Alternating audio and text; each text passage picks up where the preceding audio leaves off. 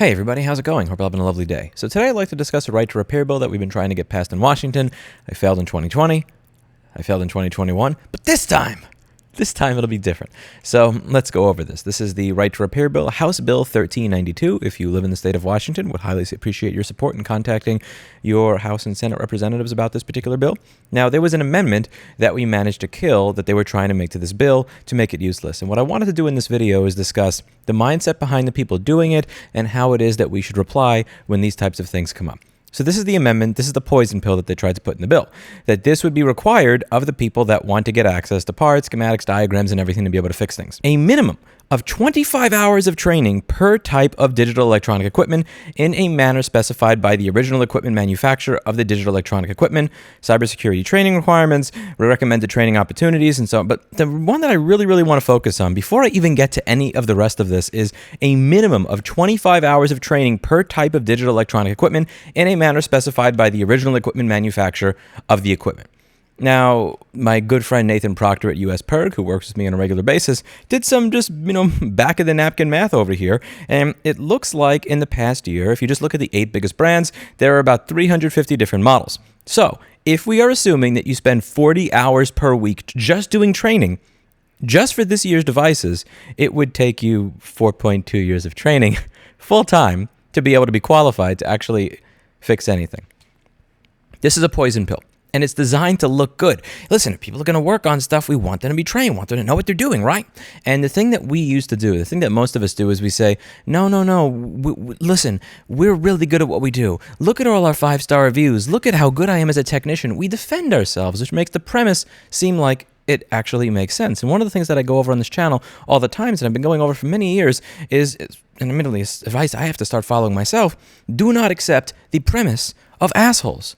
It is very important that you not accept the premise of assholes. Whenever it presents itself, do not accept the premise of assholes. Why is this important? Because when we're looking at this, it's really important to say, okay, so you say that you care about people being trained, right? You say that you want people to be very well trained. They should have 25 hours of training before they work on something. Then why is it that if I go to apple.com and I search for an authorized repair vendor and I call them, they think that the charge port is soldered to the motherboard of an iPhone 6 and not replaceable? And now the plug is stuck in the jack. Is that something that you'll be able to fix? No, unfortunately not. The headphone jack is basically hard soldered directly into the logic port. Okay, so you're saying that on the iPhone 6, the headphone jack is hard soldered. It's soldered directly on the motherboard. Mm-hmm. Okay, so it's not on a separate cable that then connects to the motherboard. I don't believe so. No.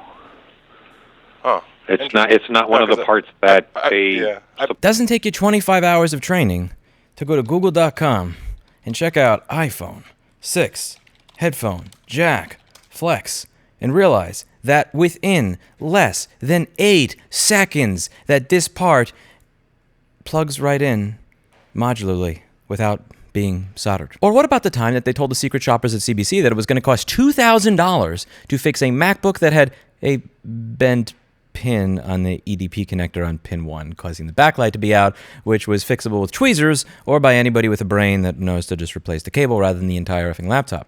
What about the lies that Apple authorized dealers regularly just make up and tell their customers so that they will get the device fixed there rather than have it fixed at some place that'll do it properly? On this channel, I go over on a regular basis for almost a decade all of the BS that you will hear from the Apple authorized places because they are not even trained in how to work on their own products. You call up an Apple authorized place, half of them back in the day didn't even realize that the headphone jack on an iPhone could be unscrewed and unplugged. They thought it was soldered to the board. And they want us to have 25 hours of training per device to be able to work on something? How about you train your own fucking employees before suggesting that we need to have 25 hours of training per device to be able to work on it? You see, every one of these amendments, it's designed to be something that if you're not really informed on the issue, sounds kind of reasonable. Oh, okay, it could go either way. So, okay, so you want the people to have training before they work on this stuff? Sounds kind of reasonable. And when you ask us, we'll say, no, we're already trained enough. And then it kind of becomes a wash. It becomes one of these things where it's like, well, they're saying you should have training. You're saying you're good enough. It's a wash. Figure it out amongst yourselves. You don't need a piece of legislation. The reality, what we should be doing regularly, not accepting the premise of asshole. Okay, how about this? You think they should have 25 hours? You think we should have 25 hours of training? Okay, cool. How about you start with yourself? How about you start with your own fucking repair shops that don't know how to fix anything, that are authorized shipping clerks that take the device, put it in a box, ship it back to the manufacturer to be recycled so that you could send them back a refurbished one because you sure as shit ain't fixing it. Let's cut the BS. It's time to stop accepting the premise of assholes. And it's time to stop responding to these amendments as if they are made in good faith. Because they are not. It makes no sense.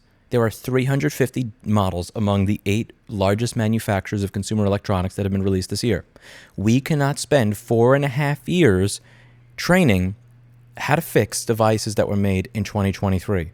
That doesn't work. That doesn't make sense. It doesn't work out in real life. This is not because they care about people being trained. It's because they want a poison pill to get rid of the legislation. And I'm not going to let them get it.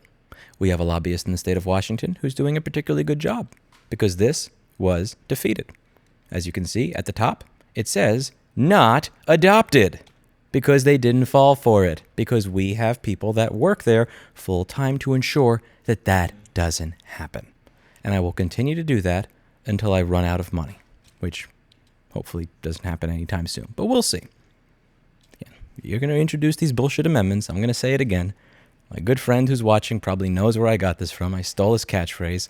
You come at the king, you best not miss. That's it for today, and as always, I hope you learned something. I'll see you in the next video. Bye now.